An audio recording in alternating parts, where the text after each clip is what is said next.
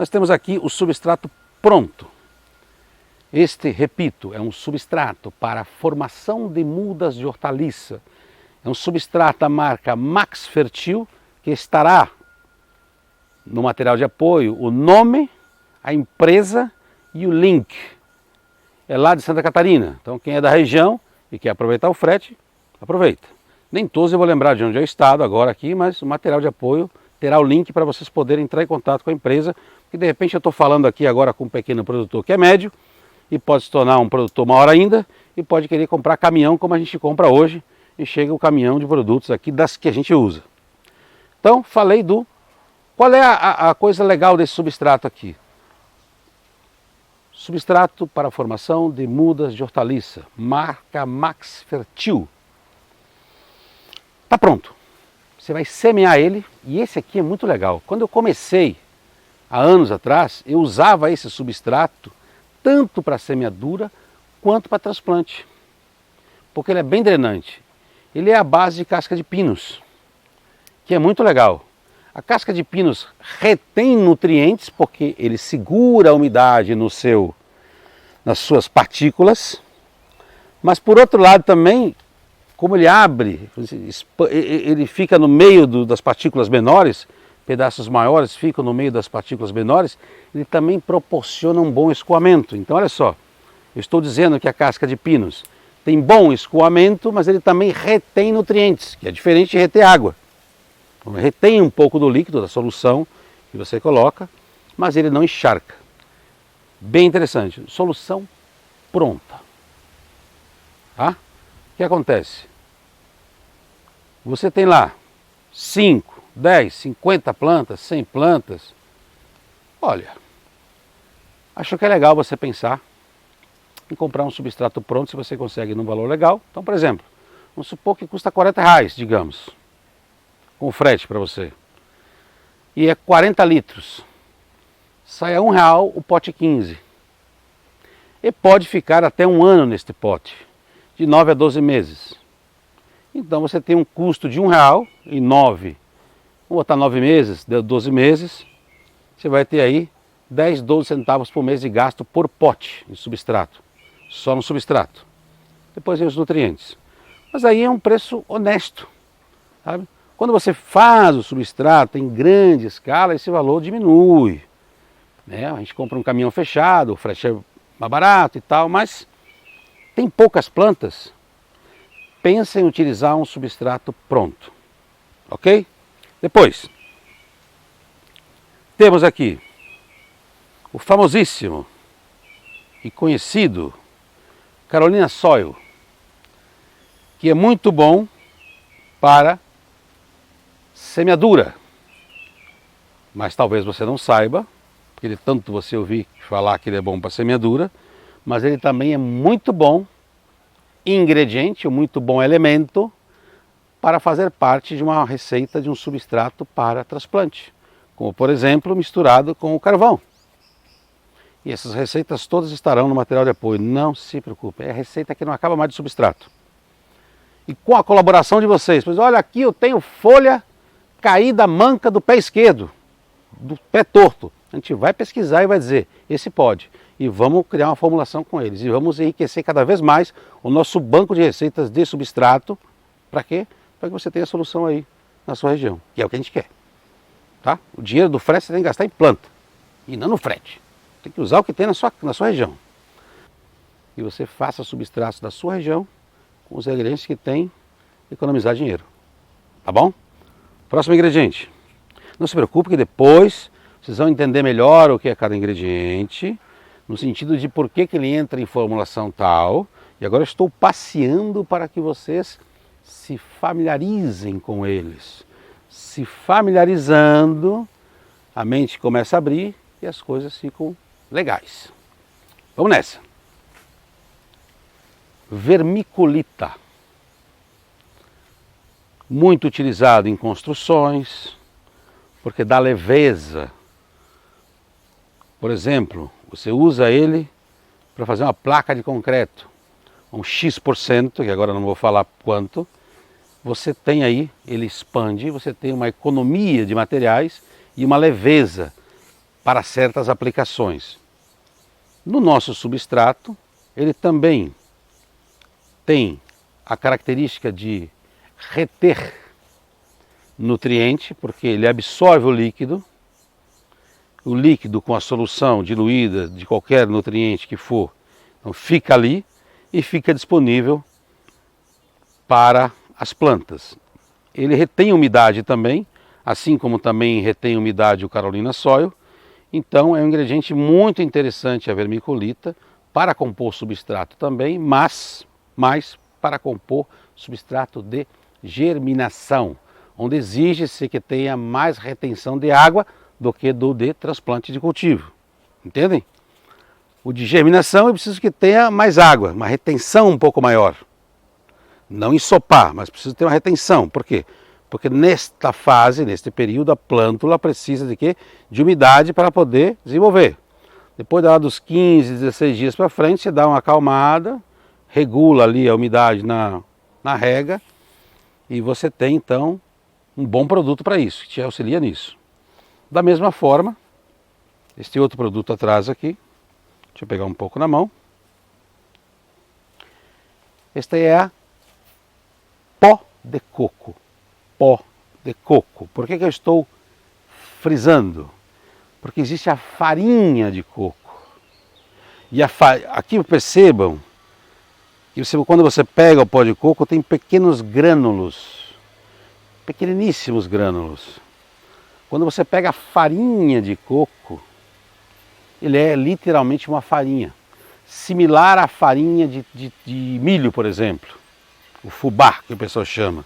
Então, cuidado, o pó tem estes grânulos. Olha só, que material espetacular. Uso muito, por quê? Porque na minha região eu tenho abundância, estou no Nordeste, logo eu me adapto a ele. Eu não faço ele se adaptar ao meu cultivo, eu me adapto a ele, conheço ele, entendo as características dele, entendo quanto fica úmido, o que ele faz, e na mão, na rega, eu vou dominando a técnica e me dá a possibilidade de eu utilizar ele, porque é um produto barato e muito bom.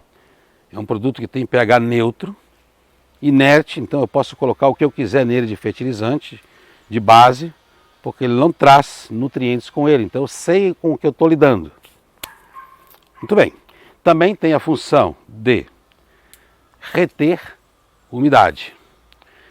E ele também, misturado com outros elementos, você tem um escoamento interessante, além de reter partículas de nutrientes. Então ele basicamente retém umidade e retém nutrientes. Agora vamos passar para outra categoria, um outro tipo de elementos que tem outras funções. Como por exemplo, esta aqui é o que chamamos aqui de munha. Minas Gerais também se chama de munha. E no Paraná, agora pode ser que em algum outro estado chama de outro nome. O que é a munha do carvão?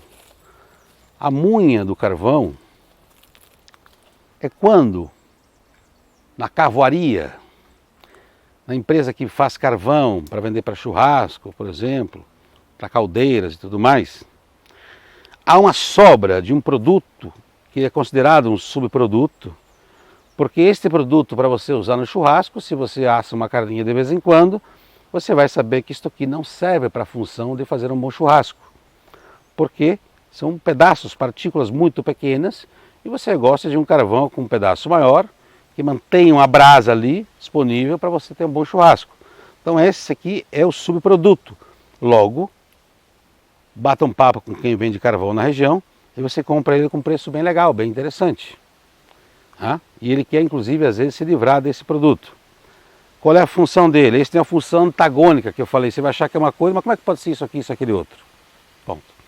Ele é um excelente elemento para drenagem, ou seja, se você misturar, por exemplo, 40%, 35%, 30% de Carolina Soil com 60%, 70% de munha de carvão e colocar uma base, o que eu falo de uma base? Por exemplo, um Osmocote, um Fusion, Digo para você que você já tem um substrato para brincar, para fazer festa. Então ele tem a função drenante. O Carolina Soil vai ajudar a reter essa umidade, reter nutrientes, e o carvão, por ser poroso, ele absorve bem líquido, ele não encharca, ele não vira uma pasta, ele não vira uma massa, ele mantém sua forma, desde que você não deixe anos ali no substrato. E com isso, retendo o líquido, ele retém o quê? Se no líquido tem nutrientes, tem adubos, ele retém o quê? Nutrientes. Então você tem um substrato que é drenante, retém umidade no ponto certo e retém nutrientes. Olha, belíssimo substrato. Mas as receitas é mais para frente. Muito bem, vamos para o próximo. Que é um substituto deste. Então, por exemplo, se você não tem o Carolina Soil e tem a vermiculita ou tem o pó de coco, um substitui o outro. A diferença é que o Carolina Soil, se você olhar na embalagem, ele já vem com uma carga de nutrientes. Que pode ser que para a germinação te dê aí um gap, ou seja, uma janela de 15, 20 dias aí com nutrientes para a planta. Ok? Então, um aqui, desses três aqui, substitui o outro. Falei do carvão. Temos aqui o que a gente chama de chips de coco. O coco, você pode conhecer na sua região de repente. Eu levei anos para conhecer a casca do coco, porque, por exemplo, lá no sul, no interior do Rio Grande do Sul, onde eu morava, chegava o coco seco, de vez em quando, aquele com líquido dentro. Então, a gente tirava esse líquido, às vezes não prestava mais, e minha mãe colocava no forno para tirar o miolo do coco para poder ralar e fazer um doce de coco. Então, até certa idade, eu não sabia como era a casca do coco. Não sabia. Vim conhecer depois. Eu vim conhecer mar com 17 anos, para você ter uma ideia. Mas enfim, são coisas da vida. O chip de coco nada mais é do que aquela casca que envolve o miolo do coco, aquela casca dura. Tem uma casca que envolve ele. Que quando você vai tomar um coco na praia, no verão ali, ele é verde. Depois ele seca. Esse resíduo é recuperado, reciclado. E essa casca do coco seca é cortada em pedaços. E neste exemplo aqui, que chamamos de chips, com essa granulometria, há uma máquina de corte com facas de corte, uma máquina impressionante, é grande mesmo, e vai te dar esse resultado. Este mesmo chip é o mesmo material que tem na fibra e no pó de coco. Porém, um produto final diferente. E como é que ele chega nesse estado? Aqui, como eu disse, ele é cortado. A fibra, que depois falaremos, e o pó é triturado para chegar nessa granulometria. Então vocês imaginem como é também a farinha para chegar naquele produto. Para ser bem fininha, eu não utilizo ela. O pó é mais do que suficiente. Eu testei a farinha do coco e não gostei. Depois de um tempo ele meio que dá uma compactada. Daí não é bom. Muito bem. Falei tanto aqui e o chip tem a mesma função do carvão, da munha de carvão. Gente, não vá pegar o churrasco, comer todo e quando sobrar o carvão, você triturar para colocar, porque vai ter muita gordura e muito sal, entre outras coisas, tá? O chip, ele é drenante, mas também retém umidade nas suas partículas. Cada pedaço desse chip que é seco, posso dizer, diria que não vou dizer que é desidratado, mas ele é seco. Eu vou tentar pegar na câmera aqui um detalhe, vamos ver se a câmera pega aqui, ó. Vou mostrar para vocês aqui o que é reter umidade. Dá uma olhada se não parece que está seco esse pedaço de chip. Concorda comigo?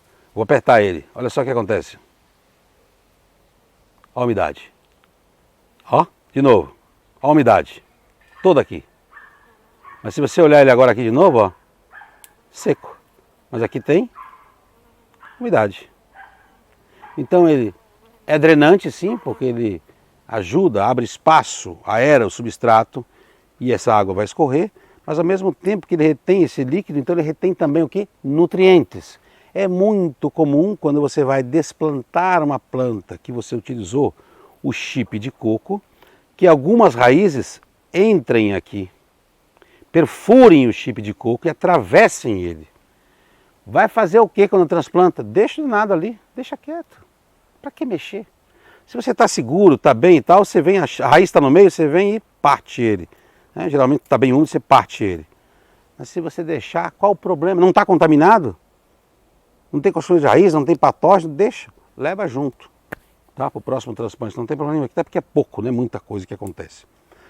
Então tem chip de coco na sua região, usa para substituir a munha. Ou melhor, usa como elemento drenante e retentor de nutrientes, que é a função deles. Está entendendo agora a brincadeira? Eu acho que vocês já montaram umas 2, 3 receitas de substrato só com o que eu falei até agora. Não é verdade? Muito bem. Vamos falar de um outro ingrediente que eu uso aqui. E vou passar a minha receita para vocês também. As receitas que eu uso aqui, nós utilizamos na nossa produção, vocês terão acesso. É algo que eu faço questão de que vocês tenham para vocês também terem sucesso. Isso aqui é a fibra de coco, que é exemplo do pó de coco, é triturado, mas quando chega nesse estágio, para a trituração, a máquina tem lá uma regulagem para deixar o produto desta forma, e ele também funciona como um elemento drenante, porque você pega aqui nele, você entende que a água não empoça aqui, tem apenas que tomar cuidado com 2 coisas. É importante misturar bem a fibra, porque a fibra não vem só a fibra. A fibra vem com pó misturado. Este produto aqui chama-se fibroso. E claro, no material de apoio terá a empresa que produz e o link, quando não tem site, tem o telefone. Tá bom? Se quem quiser comprar aqui na Bahia, vende. Ele entrega caminhão em São Paulo, enfim, um fornecedor muito bom. Há anos compro com ele. Então, cuidado que às vezes quando você vai colocar fibra, se você coloca só isso aqui, só a fibra, pode não ser legal. Eu acho legal é você misturar bem ele, de maneira que ele fique nesse sentido aqui, ó. Ó, fibra e um pouquinho do pó. Fica bem aerado.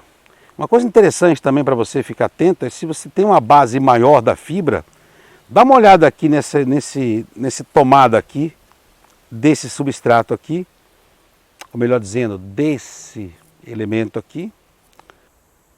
Então, você está lá na sua produção, no seu quintal, né? Produtor, quintal amante lá, o cultivador caseiro, e aí a planta está lá no meio do substrato. Estou falando especificamente desse produto aqui, fibroso, fibra de coco, a base de fibra de coco. É muito comum quando você vai molhando, essa fibra subir para a parte aérea do pote, para a parte superior do substrato, pronto. É muito comum isso. Como ela não tem, e quando ela sobe só a fibra, ela não vem junto com o pó. Seca. E parece que a planta está morrendo de sede.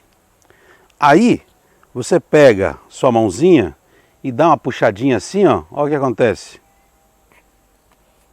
Úmido. Parece que está seco, mas aqui embaixo está molhado, está úmido, bem úmido ainda, inclusive, então, com umidade disponível. E se você ainda tiver no meio chip, lembre que eles acumulam, retém o líquido e além disso acumulam ali os nutrientes. Então, cuidado, é só dica porque a gente já passou por isso.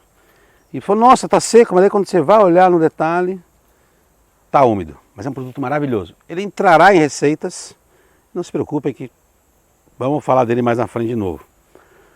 Muito bem, para finalizar aqui,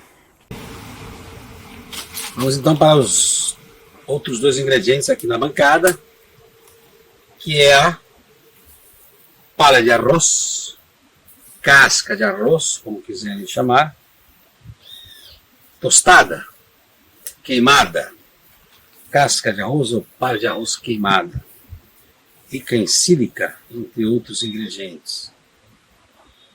Uma função drenante fantástica. Ela com pouco volume te dá essa vantagem em relação a outros ingredientes. É muito boa. Não é tão fácil de encontrar algumas regiões que não são, por exemplo, produtoras ou beneficiadoras do arroz, porque ela custa barato, onde você colhe aquela região ali, ou onde você beneficia. Beneficia significa descascar, tirar a casca do arroz e polir, quando é polido, e aí o subproduto é a casca. Então, se você está numa região que tem, muito provável que alguma empresa esteja fazendo a queimadura ou a tostagem da casca da palha de arroz. Vamos chamar de palha de arroz, da palha de arroz, para poder vender isso como parte integrante, ingrediente de substrato. Eu vou dizer uma coisa para vocês. Tem muito vídeo na internet, legal mesmo, com um esforço fenomenal de quem faz em casa a queima da palha. Vou dizer uma coisa, cuidado. Se o seu casamento está por um fio e você for queimar a palha de arroz, vai acabar. Empesteia a casa toda. E tem gente que vê no YouTube e inventa de fazer isso aqui no forno. Daí o forno fica cheirando a fumaça meio ano. Todas as roupas da cama, da casa, tudo fica empesteado com a fumaça. As roupas da mulher ou do marido. E fatalmente, se tiver por um fio, você está ferrado. Não tem jeito. Então, é um trabalho chato, um trabalho complicado fazer a palha de arroz queimada.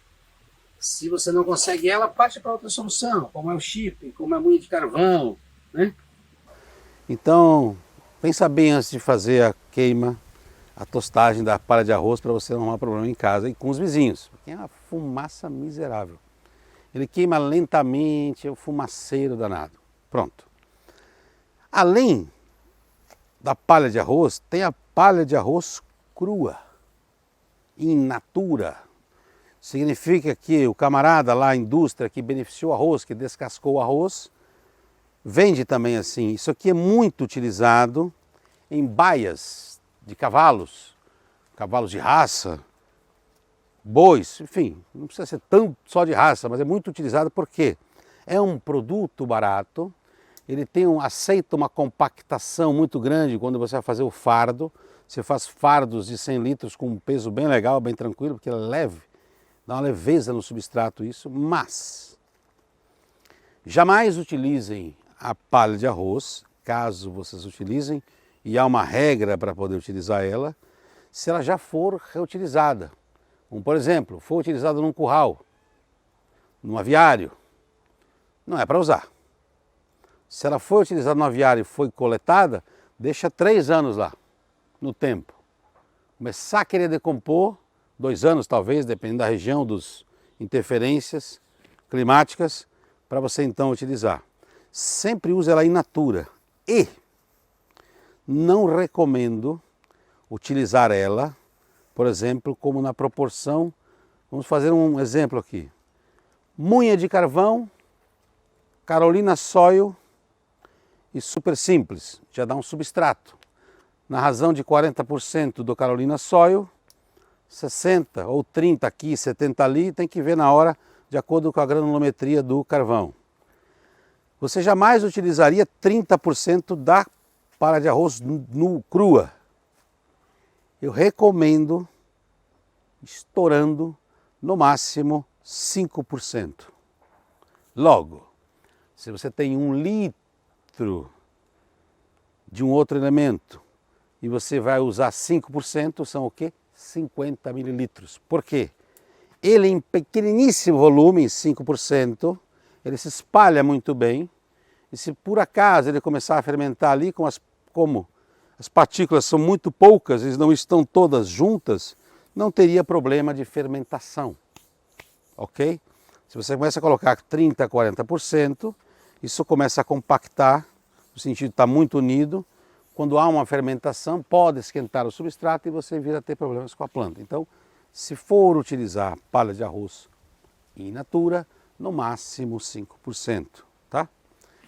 Muito bem. O ideal é que se você tenha a palha de arroz com um preço bom, Você começa a fazer um pequeno estoque, você que quer ser um pequeno produtor, um médio produtor, em um canto começa a estocar e deixe lá ao tempo, protegido do caimento de sementes de ervas daninhas, você pode cobrir, para que ele decomponha. Uns 2 anos pelo menos, começa a entrar em estado de decomposição. É um material que demora bastante para decompor, tá? Mas ele é muito bom drenante. Então, a tostada, além de ser segura, tem a sílica, que é oriunda desse processo da queima. A in natura não tem. Porque a sílica não nasce, ela é um resultado de um processo, ok? Então, dê preferência. Eu vi na internet para vender, e vou colocar também no material de apoio, já está separado o material de apoio, fornecedor de 100 litros de palha de arroz. Para a Bahia não vale a pena, porque 100 litros custa 187 com o frete. Se você está em São Paulo, naquela região, por exemplo, ali, no Rio de Janeiro, tenho certeza que isso baixa aí para uns 100 e pouquinhos reais, 100 litros. Começa a sair R$1 o litro. Olha, começa a valer a pena. E como você usa uns 30% dele num substrato, já pode começar a valer a pena. Então você tem que estudar essas variáveis aí que permeiam o substrato. Muito bem, não dá para falar de substrato ou falar de ingredientes de substrato sem falar no que mais compõe. Mas antes de falar disso, eu quero falar de um material que por alguns é contestado, mas eu acho que muito mais até por desconhecimento, que é este ingrediente que está aqui, que é a terra vegetal. Falou, meu Deus, terra vegetal? Sim. Só que a terra vegetal deve ser utilizada em um percentual adequado. E já vamos chegar lá. Mas por que você quer utilizar a terra vegetal? Isso não é que eu queira, é que às vezes precisa de uma outra solução. Ou às vezes eu quero baratear o custo desse substrato. Vou dar um exemplo. Você pode utilizar, neste mesmo substrato, 60% do carvão, por exemplo, 20% Carolina Soil e 20% de terra vegetal, que vai me ajudar a manter, a reter esses nutrientes ali. A munha de carvão segura também, mas a terra vegetal dá uma segurada melhor. E a terra vegetal é muito mais barata do que o quê? O Carolina Soil. Se eu coloco 20% ante ao 40% do Carolina Soil, eu estou economizando metade do Carolina Soil. E o preço de uma saca de terra vegetal, num lugar caro aqui em Salvador, é R$ 12,00, 25 quilos. Então você tem o benefício de reter nutrientes, retém um pouquinho mais de umidade, e você usa metade do que você usaria do Carolina Soil, que hoje está na casa dos 40 e poucos reais uma saca. Então assim, você quando domina o que cada ingrediente faz, você começa a brincar. Mas você não joga tudo num caldeirão e acha que vai dar certo. Você começa a criar uma lógica. E a lógica passa pelo entendimento do que cada elemento faz. Cada função de cada elemento. Ora, se eu tenho aqui um drenante, não vou precisar de um outro drenante. Se eu já tenho chip de coco e vou misturar com carvão também, não tem lógica. Né? Eu tenho Carolina Soil e vou misturar com vermiculita, não tem lógica. A não ser que a vermiculita esteja num preço maravilhoso e eu queira misturar um pouco no Carolina Soil para diluir esse valor, esse custo. O mesmo vale para o pó de coco. Se eu tenho palha de arroz carbonizada, eu vou usar carvão ou chip de coco? Não precisa, porque a palha de arroz tem a mesma função de que um deles. Porém, a palha de arroz não retém nutrientes nem umidade. O escoamento dela é fantástico. Logo, eu tenho que melhorar um pouco o quê? O outro elemento que o quê? Que segura, retém umidade e retém nutrientes, que daí pode ser um pouco da terra vegetal, pode ser a Carolina Soil, pode ser o pó de coco e pode ser a vermiculita. Só que se eu utilizo a Carolina Soil, eu sei que o carnosol vem um pouco de nutriente. E se tem um pouco de nutriente, talvez eu precise usar um pouco menos de nutriente. Então você começa a entender essas peças aqui, que não é um quebra-cabeça, é um resolve-cabeça aqui. Então você começa a entender a função de cada um, né? E pronto. Então, por exemplo, eu vou usar a palha de arroz. Pô, eu posso casar ele muito bem com o fibroso, que ele também retém, mas ele segura, ó. Olha, ó que legal.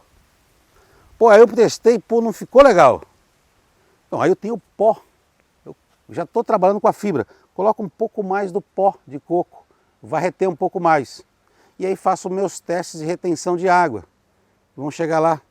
Então é isso, essa é a preposição da aula. Você entender o que cada um faz e começar a brincar com isso. Mas não a moda louca, como diz, né? E parar de ouvir essas receitas mágicas, milagrosas que tem no YouTube, em blogs. Tem muita gente boa, mas tem muita coisa confusa. Tem muita coisa que a pessoa ouve que é boa e faz um vídeo. Depois vocês vão entender como é que nós fazemos os testes aqui. Vamos chegar lá. Então, isso aqui que eu estou falando para vocês, porque isso aqui a gente conhece, testou, está provado, consagrado. A não ser que você mude muito a quantidade do que recomendamos e testamos. Mas isso aqui está testado. Eu não estou colocando o carnosol porque está na moda, porque é bom. Porque testei. Eu não estou usando isso ou aquele outro. Testei. Quero que vocês entendam isso. E quando você testa e tem resultado efetivo, e você mede o resultado inicial e final, porque quem não coleta dados não gerencia nada. Então nós fazemos isso aqui. Tá? Eu quero que vocês virem craques, eu não quero que vocês dependam de mais ninguém, nem de mim para fazer substrato. Vocês vão ser os reis do substrato, as rainhas do substrato, ok? Voltando aqui, me empolguei aqui, porque eu me empolgo mesmo, eu sou assim mesmo. Eu quero ver vocês aprendendo a criar e não a copiar. Eu quero que um dia vocês, o amor, teste esse substrato aqui que eu estou usando. Eu falei, caramba, que substrato maravilhoso. Adorei a ideia e vou adotar e vamos colocar aqui para todo mundo. É isso que eu quero ter resultado de vocês lá na frente. Ok? Então vamos lá. Vocês conheceram esses elementos, vocês estão vendo que tem outros elementos aqui na frente. Vamos encerrar essa aula aqui, porque falamos o quê? Os elementos principais, dos quais aqui, só um deles, cada um tem seus nutrientes por natureza. Tá? Por exemplo, palha de arroz tem sílica. O carnosol é o único que já vem com uma dose de NPK e micronutrientes, pelo fabricante. Então nós falamos dos elementos, dos ingredientes. Agora, na próxima aula, vamos falar o quê? Da parte de nutrição, a base que se faz no substrato para deixar ele quase pronto para receber menos ou mais nutrição. Então, o substrato não é só esses elementos, tem os nutrientes. Vamos na próxima.